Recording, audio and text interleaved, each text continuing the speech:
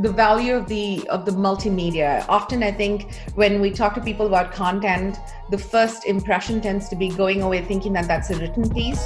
This is Insight, scaling lessons from the street. In this series, we mastermind a set of topics plaguing women entrepreneurs on a mighty growth path, such as mindset, business modeling, sales, marketing, finance, and legal.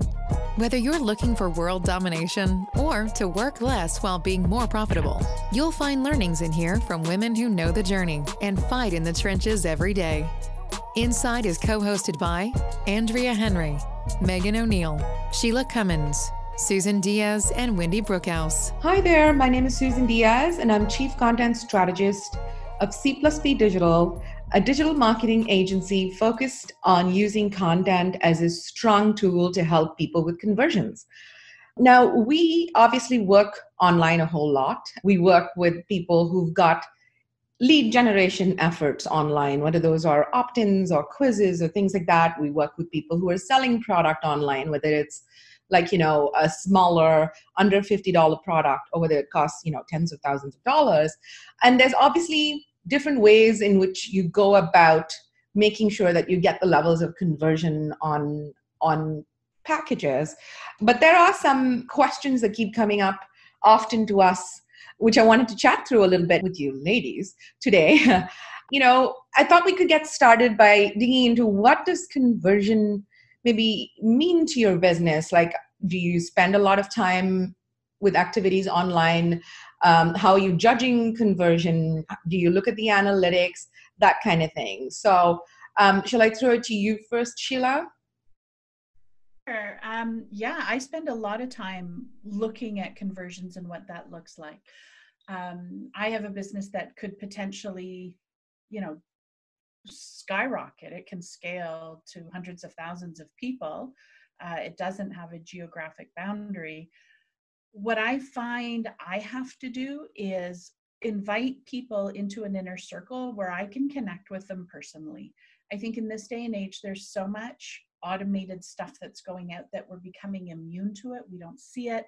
We know what's behind it. We know we're going to get a sales pitch. And so, being someone who tends to go the other way when the fish are swimming upstream, I'll go downstream and vice versa. I notice a lot of people shifting to the automated conversion funnels, whereas I really just want people in my sphere, in my community. I want to get to know them. I know them as people. I know 95% of the people on my email list, in my Facebook groups who attend my events. I know them by name. I know their business because I want them to know that they're important to me. Has that slowed me down? Possibly. But what it means is the people that I have in my sphere, we're tight. People come in and they stay. So yes, I'm watching analytics. Yes, I'm watching conversions. But for me, the best conversion is from creating that personal connection through the internet. I love that. So what I'm hearing is you're talking about delivering that experience of what it is like to hang out with Sheila through the experiences that you have online. And that's amazing. It's like, it's giving people like a bit of a user experience of the Cummins Consulting universe. Well, it is. And the reason I've come to that conclusion, or I leverage that model, is about 3 years ago, I did sit down and do my analytics, and we did a bit of an audit of where did everybody come to.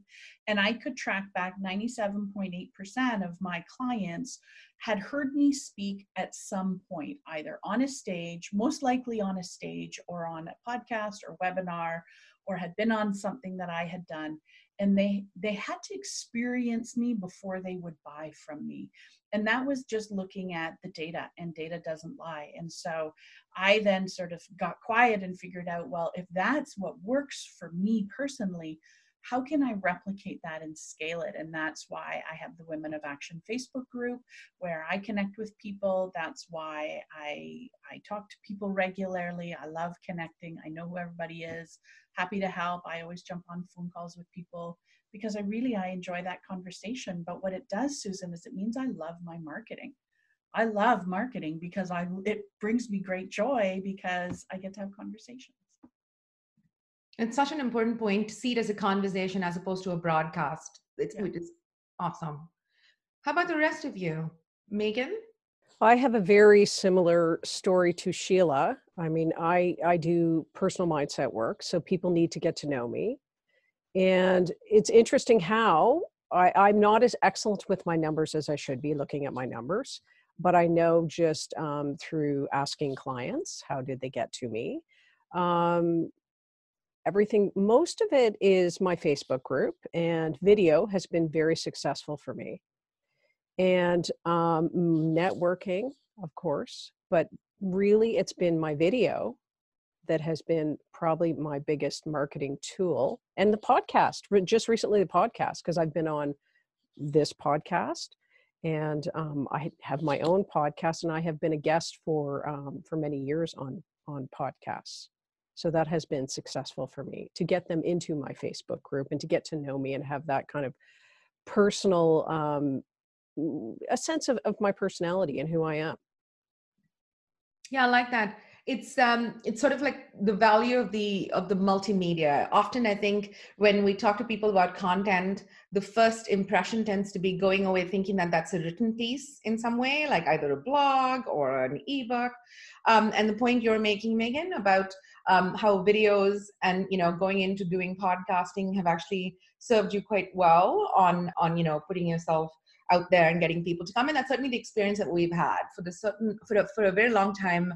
I was writing blog posts. We're writers by trade. It was good, but there wasn't like a lift at any point, and it was sort of plateauing and flat. And then we started to introduce some video, and then it went up, and then we're like, what next? Do a podcast, and then goes up. So I think that taking it to sort of the different media is such a great point. I think the thing that's common with almost all of us, well, actually, I do think it's all of us, and so it probably translates to others. We are in the business of trust.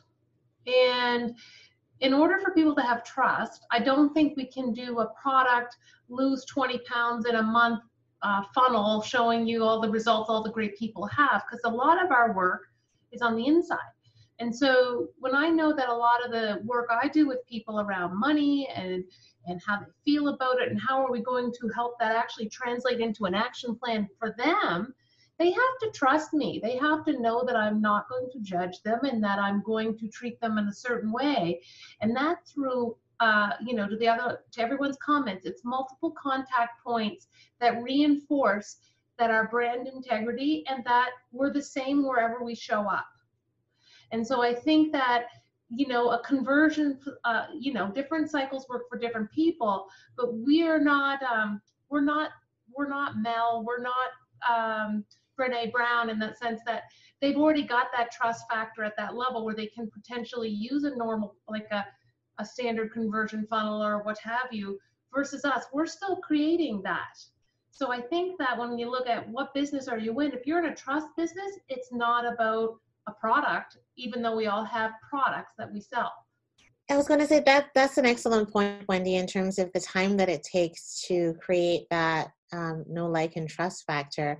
And I know I'm relatively new to digital marketing. Really, the business had been built through speaking, networking, and client referrals.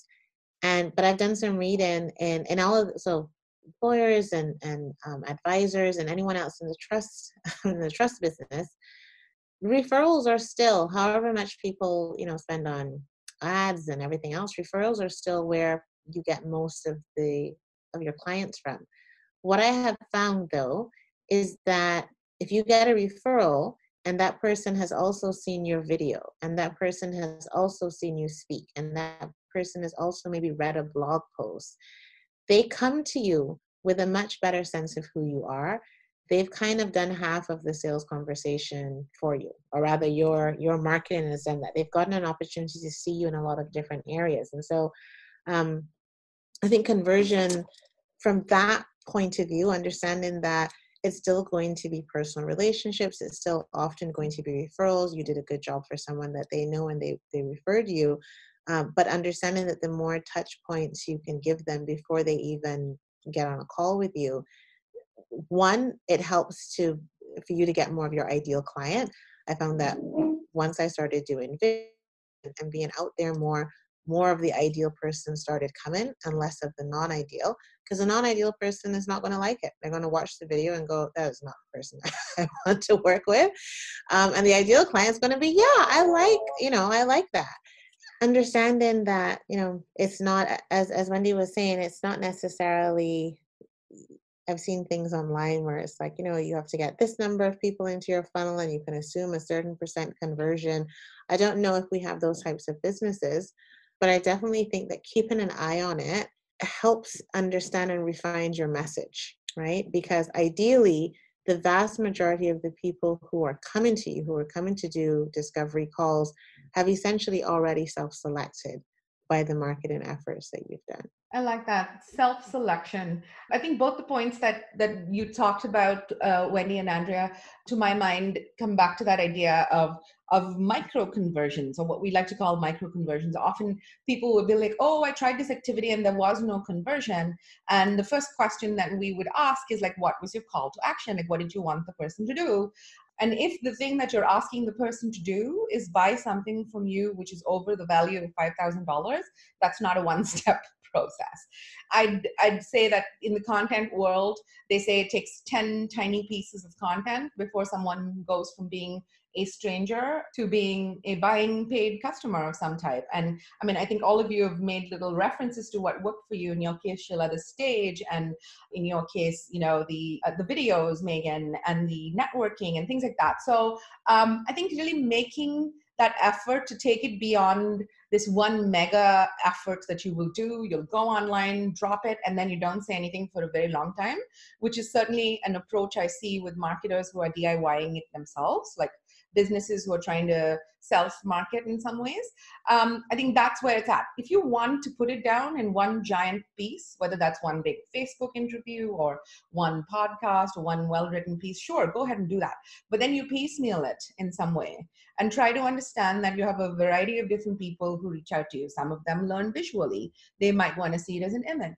Some of them want to just hear you. They may want your podcast. So just really remembering back to a point that we made in the previous episode about people and how life gets in the way. We're busy, we're overwhelmed, and you need multiple reminders of something before you're in a position to purchase. So that's as far as the organic side of it is concerned. Two other things I'd like to say. One of them is really thinking about the shop window as well. In a lot of cases, like we said, our businesses are not selling on Shopify where we have to go out and look at how many units we sold at the end of each day. It's much more of a, what kind of presence am I putting out there in the digital world? And then, what are people saying about it in the conversations? Are people mentioning your marketing in your calls? Are people sort of, saying, oh, I heard the last podcast? Like, those are the kinds of things you want to look at to see what's creating those sort of conversions. I was going to reiterate the theme I heard also was patience and the multiple points take time, and people have to understand that. And I'm going to tell a funny story, or it's funny to me anyway, is that late last year I was chatting with people who are doing my digital marketing. I go, I'd like to see a strategy for next year. What are we going to measure? What are we going to do? And oh, by the way, I don't think this is working. And it is exactly word for word what I said. That was Monday. On Thursday, I had 2 meetings that day, and I said, oh, how did you find me? Well, I watched you speak. I followed all your blog posts. I read all this, and then you finally did a call to action to book a meeting, so I did. And I went, okay, it does work. You just have to have patience. Well, and I think it also takes consistency.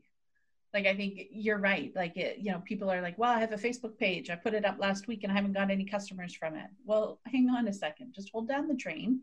You've got to show up consistently. And the lifespan of a post on Facebook is seconds. And if they didn't happen to catch it that second, they're not going to see it.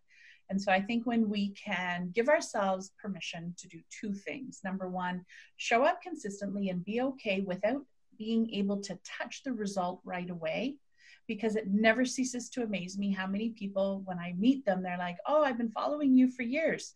I'm like, we've never talked before. We've never spoken before. They're like, no, I never press like, I'm never going to leave a comment, but I consume what you put out. But in the moment, it feels like you're yelling at a concrete wall and that's what you're getting out. And so I think if it's feeling like the one-way transmission, that's where that conversation is so important. You've got to get that feedback elsewhere. But consistency. And the other thing is, you're not going to sell on Facebook. Like, I think so many of these social media sites, their job for us in the trust business, to your point, Wendy, is people are going to use the Google the minute they hear about you. And we're just leaving a breadcrumb trail so that people can find us. And that's where the patience and consistency pays off. And so, it's important to be looking at likes and engagement and is your community growing, for sure. But again, removing that from I'm amazing, I'm a great person, it has nothing to do. It just means it's just a marketing system. And that's, Susan, where you come into play. Someone else who's going next. I was just going to say to that point on Facebook is that I think that often you think that if you don't have that engagement, that, that it was a waste of time, and that can really affect your mindset. But what I've noticed is some of my greatest clients have been the lurkers. I think they're called the lurkers. Is that what you call them? Yep. And you have no idea they're out there, but they're lurking and they're listening. It's just their personality. So yeah, I think the patience and the trust, it's just like any relationship, any good relationship that you have in your life, your friendships, it's building up. It's building up that trust and getting to know each other. So I always look at things in the lens of a relationship. Yeah, to that point, in terms of sort of feeling like you may not have connected with a whole lot of people, and that patience and waiting for things to come, I like to apply the reverse of the conversion rule. Often people will tell you online efforts don't actually convert more than 1% or 2% if you're lucky. So when people are like, oh, nobody really said anything and one person, commented, I like to reverse that around and be like, if one person commented, 100 people saw it. So there's that. I guess to wrap this up, if I may, a few things that are standing out is one, to your point, Wendy, about being patient and not sort of dismissing the value of something until you've played it out a little bit and given it some time. Back to sort of a fitness metaphor, you don't walk into the gym and be like, I want to be this body type in the next 45 minutes. So that's one. The consistency point, I think, is really important. Just showing up and talking that talk and keeping it to your voice and, creating that trust around the brand that you are is the next piece. Making sure that it's a two-way conversation. Often when people are like, oh, nobody said anything on my post, I'm like, well, did you say anything on the other person's post? And the answer is a resounding no. So if you want people to come talk to you, go talk to them is often the way I say you should approach online conversions. So thank you so much for chatting about that. Take away from this that making your pieces of content, different formats, and slightly smaller and more easy to consume with micro calls to action that bring people down the rabbit hole, if you will. Thank you for joining me, ladies. Thank you for listening to Insight. If you enjoyed listening, do us a solid and leave us a review. It helps keep us motivated to put our time into producing episodes of value. Thank you.